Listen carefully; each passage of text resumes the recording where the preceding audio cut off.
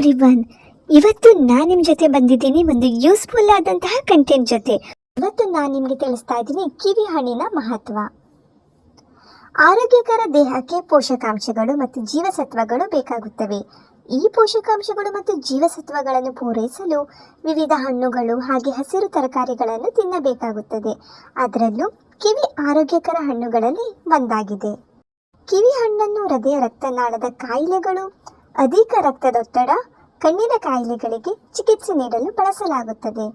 ಇದು vitamin K, vitamin C, vitamin E, potassium ಇತ್ಯಾದಿಗಳ ಉತ್ತಮ ಮೂಲವಾಗಿದೆ. ಕಿವಿ ಹಣ್ಣಿನ ಬಳಕೆ ಚರ್ಮಕ್ಕೆ ತುಂಬ ಪ್ರಯೋಜನಕಾರಿಯಾಗಿದೆ. ಕಿವಿಯಲ್ಲಿನ ಉರಿಯೂತ ನಿವಾರಕ ಗುಣಗಳು ಚರ್ಮದ ಮೇಲಿನ ದದ್ದುಗಳು, ಮೊಡವೆಗಳು ಹಾಗೂ ಉರಿಯೂತವನ್ನು ಕಡಿಮೆ ಮಾಡಲು ಮತ್ತು ಚರ್ಮವನ್ನು ಸ್ವಚ್ಛವಾಗಿರಿಸಲು ಸಹಾಯ ಮಾಡುತ್ತದೆ.